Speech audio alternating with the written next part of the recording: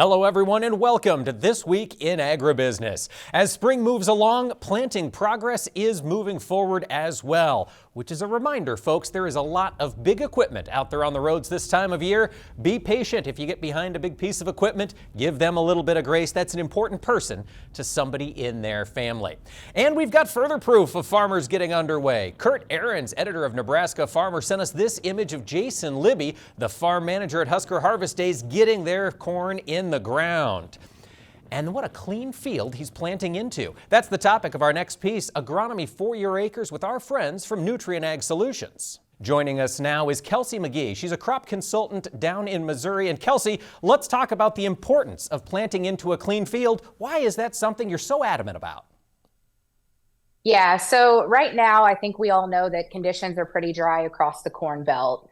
Here specifically in Northeast Missouri, we're in a drought. So I think about, the 3-3-1 rule. In 3 days, 3-inch weeds can take an inch of moisture from the soil. So obviously we want to preserve as much moisture as we can so we can maximize, our seed germination, get an even stand. Because we only do have one time, to plant that crop, and you want to do it right. Absolutely. KELSEY, when we're thinking of those pre-emergence chemical applications, what are some products you'd recommend for this time of year? Yeah, so obviously we want to look at a multiple mode of action type product. Specifically, Nutrien has a product called Matador S, which is 3 modes of action. It really helps limit our ability, to help control these water hemp problems that we're having because we are getting a lot of resistance against a lot of these chemistry groups, and we're becoming very limited with these amount of tools that we have in our bucket, and with the residual, it's so important because all of these tools in our bucket are going to one day limit us to where we could go back to glyphosate resistance, and we may not be able to control any of these problems weed. KELSEY, adjuvants. Let's talk about those. What can they or how can they change the efficacy of what you're applying?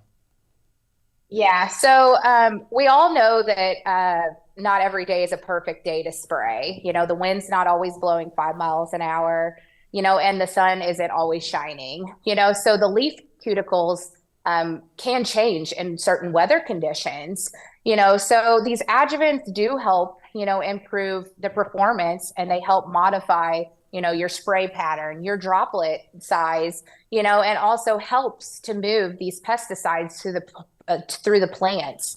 Not all adjuvants are created equal. And so with that, Loveland has created a system called LessiTech through their adjuvant system. And it actually helps, the adjuvant to get in the plant, on the plant, and in the plant.